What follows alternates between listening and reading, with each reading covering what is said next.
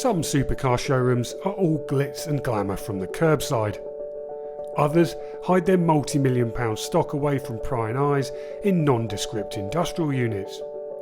But few are visited are quite as surprising as Tom Hartley Junior's incredible dealership.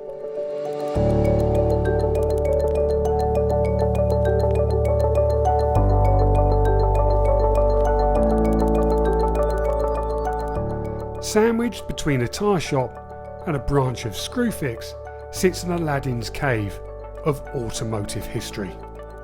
Famous Ferraris, Aston Martins and even John Lennon's Mercedes all jostle for space and attention inside Tom's pristine showroom.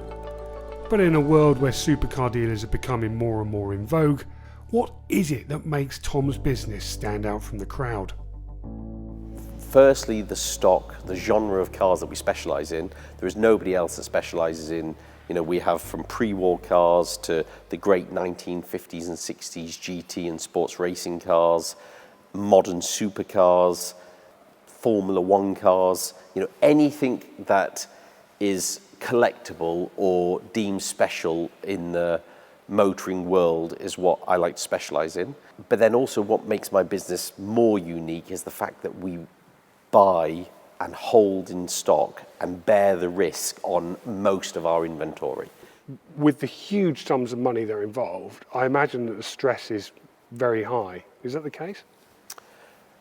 The stress is very high, but I don't feel my business, where I've only ever reinvested my capital over the years back into my business, I haven't taken on any debt, so I'm not under any pressure that if put myself under a lot of stress where if that car went from being worth 10 million to 7 million, my God, what would happen? I'd have to move out my house. It just means the value of my stock goes down.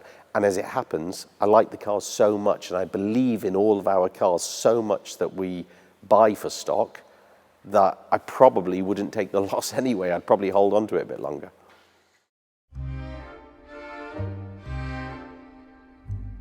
The Hartley name is one that anyone with a passing interest in cars is bound to have come across. Part of a family of supercar dealers, Tom Jr. quite literally grew up in his father's successful business, located just 5 miles down the road. So, what made him decide to go it alone? It was a mixture of things. Basically, from about 2006 or 7, I had more passion and focus on very collectible cars. I used to dote over the likes of Ferrari 275s and short wheelbases, but really with the rest of our stock in that business at the time, it didn't seem to flow very well. You would see a lot of Range Rovers for sales and Porsche 911s and Mercedes 4x4s and a Ferrari 250 short wheelbase, and it didn't quite seem to flow that well. And I thought my vision at the time is that there was an opportunity in the market for somebody to go into the old car world, the collector car world, to actively trade, to buy and sell those very special cars. Modern supercars are still very much a huge part of my DNA. My passion is basically collectible cars, so it doesn't have to be pre-war or early post-war, or doesn't have to be a modern-day supercar. I just like cars of importance. That must have been quite a big decision to split away from the family firm and move away from your dad and set up on your own. Was it difficult? It was a very big decision. It was a big decision emotionally, because I'd poured my heart and soul into that business and didn't know anything other than that business since I was 11 years old. I missed out on my school education for that business, and to take the time to consider and go, how healthy will it be on a relationship with my brother and my father by splitting away from the business. It was a very difficult decision, and also I was leaving what was a extremely successful business that we're all doing extremely well in, and to walk away from that business that basically I didn't sell my shares in the business. It was, I walked away from the business. I probably did have more sleepless nights than what I first anticipated that I would.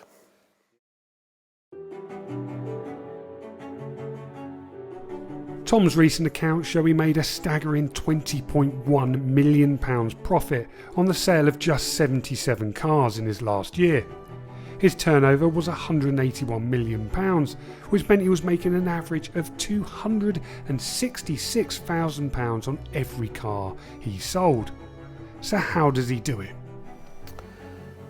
How do I do it? We do the job properly, and I'm not saying that in a big-headed way or obnoxious in any way, shape or form, but I understand what customer service is, good customer service. If you're in a restaurant and you have great food and great service, you can justify the cost. But if you go and buy a car, and so I'll buy my wife a new Mercedes G63, and the car will get delivered and it won't have a full tank of fuel, it'll be a bit dirty, sometimes it doesn't come with mats. Then I start to have resentment, and I think actually that's not how it should be. It's hard work to buy the car, and then you don't get the product that you're expecting or what you paid for. And in my business is very much about the quality of cars that we sell, that they are the best of their type, that they are no excuse cars, and then the service that we offer. We don't have a big team. In total, there's around about a dozen of us. But I do make sure that we only employ who I consider are exceptional individuals. And I think it's very important that the customer service that all of our clients receive when they're spending what is vast sums of money. All of our cars, the average price, they're very expensive. So it's very important the customer service that the client receives.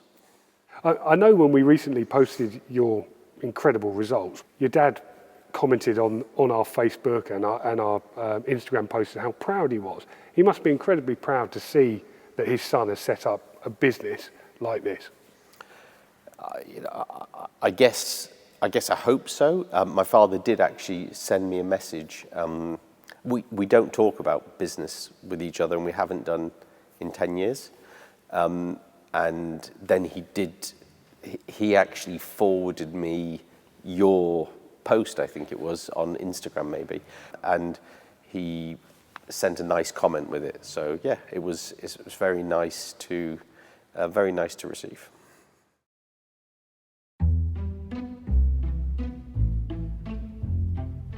For Tom Junior, running his business goes well beyond flipping cars for a profit. As he shows me around some of his stock, it's clear that he doesn't simply buy what's profitable. He only buys cars that he himself wants to own.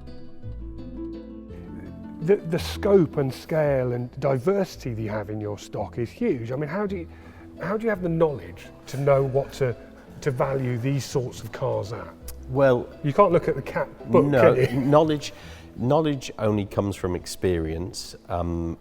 And knowledge comes from knowledge of the product. You can read in some of the most wonderful books that have been produced over the years, and you can start talking about figures like, well, there was only 75 DB4 GTs ever produced, but then when you've got to understand the chassis. So that car, chassis 121.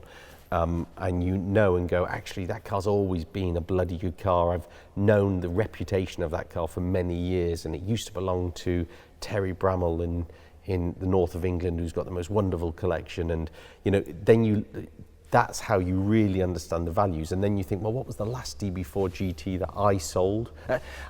How some people value it is they'll go auction results. What's the last DB4 GTs I've seen at auction? But where we are now, because of over the years having traded so many cars, where we are really fortunate and privileged is we can go, forget the auction results. What's the last one that we sold? What's the last one that we bought? What was the interest level like when we had that car? Well, we only had one buyer, we only had one inquiry. That means I'm not that fussed to buy another one because it was difficult to sell the last one. Or actually, that's a car that I think we can do well with. Do you turn down a lot of stuff then? Lots of stuff. We had a client about a week ago, and I was writing the reply email to him, and I thought, actually, I wonder how many people do this. But he sent me his book through on a very special Ferrari 250. It's a car that's probably worth, I would say, close to $20 million. and he said, I don't want you to buy the car, Tom, but absolutely, I believe, and a mutual friend of ours said that you are the right person to sell this car for me. I'm going to send you the book, read about it, and then let me know what your terms are, what your commission is. And I knew the car anyway, and if I'm honest, it's not a particularly good car, although it's a valuable car. And then I spent a week or 10 days researching the car, and I just went back to him and said, actually, do you know, I am the wrong person to handle the sale of this car for you, because if I'm honest, I don't believe in the car myself. I wouldn't buy the car for stock, and I find that I sell cars so much better when clients talk to me about a car that I really believe in. So that DB4 GT, I can tell you everything about that car. I can tell you it's got its original carburetors of when it was born, it's got its original fuel tank, it's got its original brake calipers, its original engine, gearbox, chassis, body. That's one of the most original DB4 GTs on the planet, and there was only 2 that was born in that colour. It's the only one today that's in that colour. And when you're explaining that to a client and they see it and they go, my God, this is a bloody good car, and this is a car that I should own.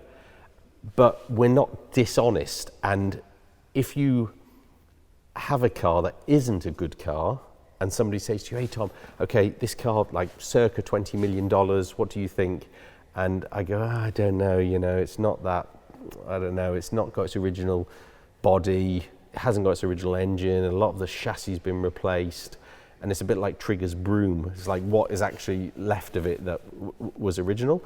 So then for that reason, I just said, honestly, if that happens, I don't think I'm going to sell your car particularly well, and it's not a car that my business is really known for selling. Not every car we sell is £20 million. We have Land Rover Defenders here that are £60,000, but they're all no excuse cars. There's no story about them, there's no bad stuff. They are great cars. I mean, what's it like telling very, very rich and influential people that you don't want to buy their cars? He didn't reply, actually. Did you? I'm not surprised. He didn't reply. I mean, we really actually, are. I probably should chase him up on that. Maybe send him a text. Yeah.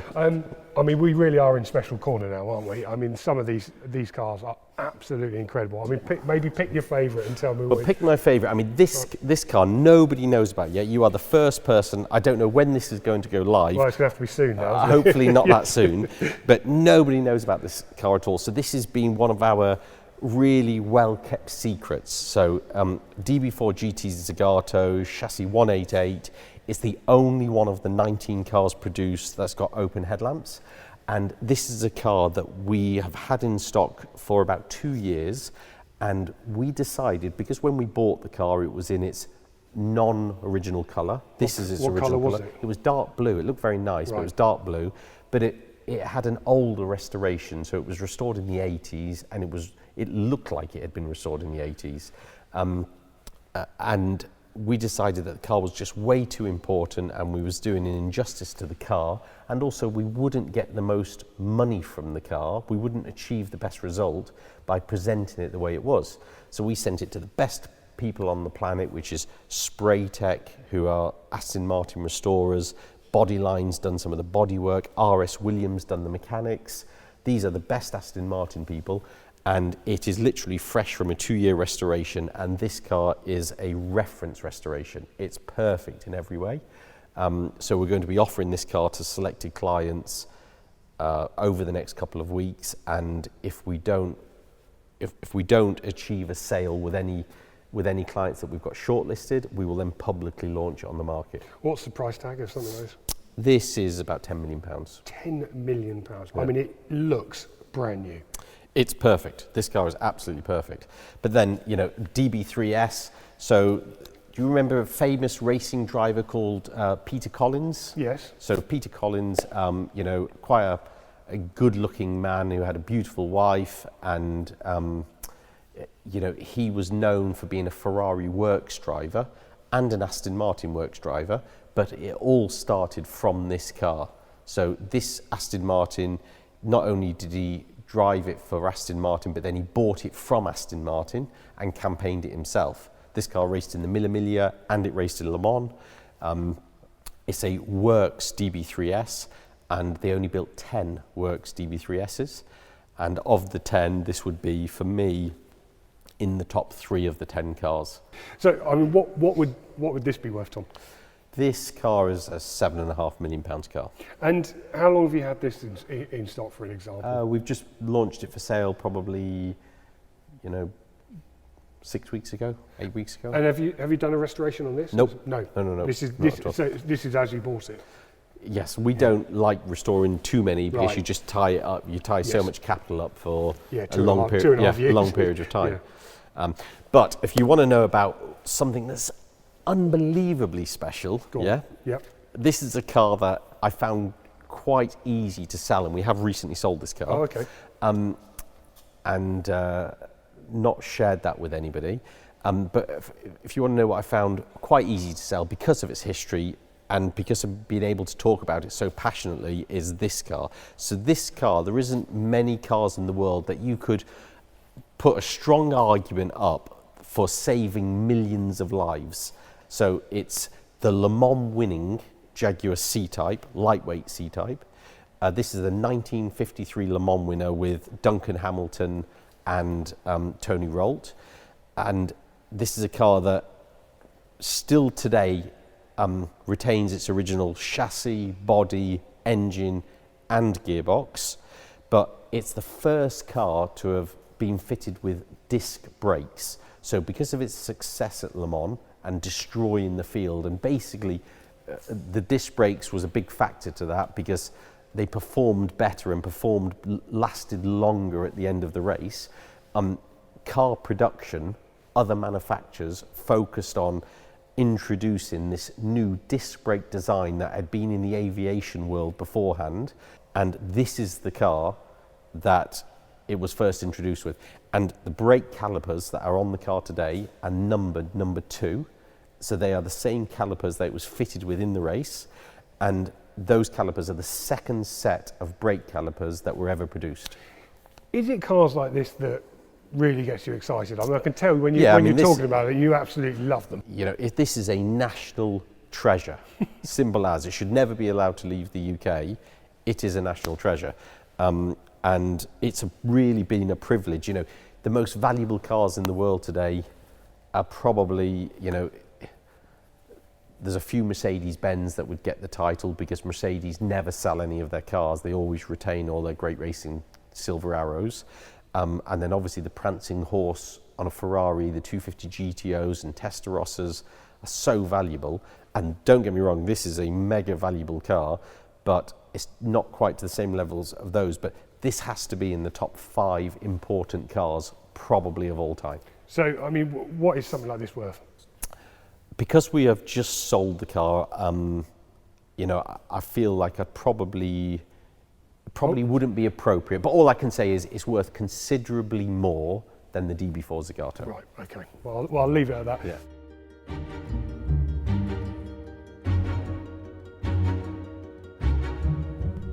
I persuade Tom to take me out for a spin in one of his bread and butter classic cars, a 1974 Ferrari Dino. Out on the road, he tells me a bit more about the lengths the company goes to when it comes to restoration. So these cars are probably the best barometer of the classic car world because they would be the most cash liquid of all classic cars. Right. Very easy car to drive. Comparing it with a similar cars of the era, which would be a Ferrari Daytona, its big brother. A Daytona is a big, heavy car that's not so nice to drive. But a Dino has become so popular, sought after over the years, because in every collection people want a wonderful little Dino because they look beautiful, they're not a difficult car to drive, and they're a hell of a lot of fun. I mean, it sounds absolutely fantastic. This is quite a unique colour. Well, it's a colour of period. You're just showing your age.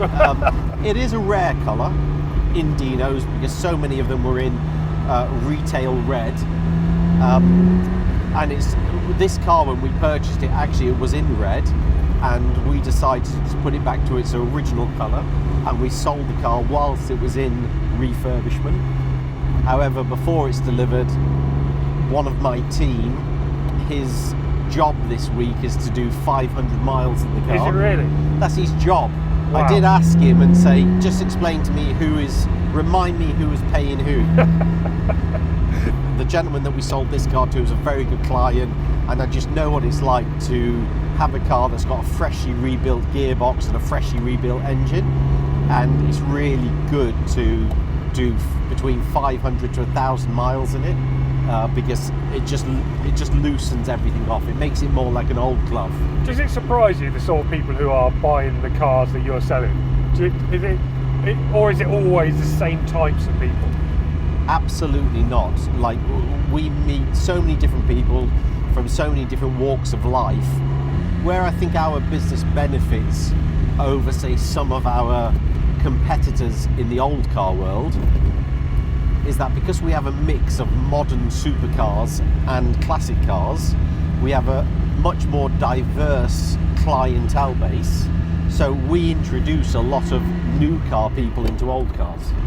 You know, we might have a guy who'd come and buy the Holy Trinity from us, and by the time he's finished, we would have taken him out in a Ferrari 275 and he will fall in love with the 275. If you're into cars, you absolutely 1000% will eventually, your interest will go into old cars. Yeah. Once you start driving an old car, you'll never drive a modern car again. I mean, if it wasn't for the advantages of modern cars being, you know, in poor weather conditions, you have much better lights on a modern car, and the brakes that you take for granted, and also the heating system. You know, if you were using a car daily in the winter, it's just not that practical to be using an old car daily in the winter in the UK. But in the summertime, I'd rather use an old car every day of the week. How scalable is your business? Well, the next step for the business is our new headquarters, our new showroom. Is that going to be in addition to the one that you've got? No, it's going to be, to give you an idea, the showroom we're in at the moment is 9,000 square feet, and our new showroom is going to be 57,000 square feet. Wow. And that's in the heart of the Cotswolds, 4 miles from the Soho farmhouse. You know, it's in the car capital of the UK. Yeah. We're also going to have on site a 150 car state-of-the-art storage facility. Right. We're going to have a PPF facilities, our own in-house PPF. We're going to have a photo studio. So I'm trying to create the absolute home for where all the world's great cars will be bought and sold. I mean, this is a huge step forward for your business. Huge step forward. Yeah. I only want to employ great people, and you need great people to scale a business. And having a location, a destination like that, I think that will help us attract a lot of the great people that are out there to want to come and join the business, and, you know, hopefully scale the business over the next several years. Have you ever thought about international expansion? Certainly, and I think, you know, but I think you have to take one step at a time. I think the business at the moment, the next step is to scale the business with more personnel in the UK, but the right personnel. And then I think the step after that will probably to have a presence somewhere else in the world. But it all comes down to the individuals at the end of the day. There's no AI that you can employ in our business. You know, our business is a real customer service, customer driven business. Yeah. And also knowledge. You know, you need the knowledge to know what to buy and how much to pay for it. With your business and getting into it the way you did, are you reluctant in any way to have your children follow you in the way that you followed your father? No, it would be a dream. Really? Yeah, it'd be an absolute dream if any of my kids came into the business. That's what you want. That's what I worked so hard for, to give them the foundations and the platform to be able to take the business to a level that I won't be able to take the business to. Would you like to see, you've got 2 sons and a daughter, haven't you? Yeah. Would you like to see any one of those set up on their own business? How would you feel if they said, right, Dad, I want to do it myself now? they've got to do whatever suits them best at the end of the day. So if they've got their reasons and say, I don't want to come into your business and scale the business, I want to set up my own business and do my own thing, and I want to do it in tiddlywinks, or I want to do it in collectible cars, or whatever they want to do it in, then I would support that, and that's their choice. I would be disappointed if they didn't come into the business, because it's natural. You would want them to come in. That's the blood, sweat and tears. That's really what it's all for.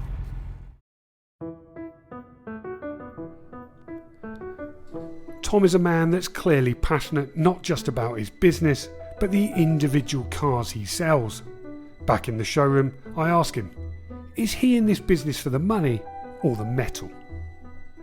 If you said to me, what's the most important thing to me, is it the profits that the business returns? Is it the thrill of obtaining the great cars and selling the great cars? It would actually be the idea of knowing or thinking that you are the best at what you do in your industry. That's what makes me get up earlier of a morning. That's where I really measure my success on thinking, you know, am I the best at what I do? And I never feel like I am. I'm always very critical on myself, and I'm very critical on the team, and wanting the team to, well, I'm sure the team would be the first ones to tell you that actually, but always wanting the team to perform better.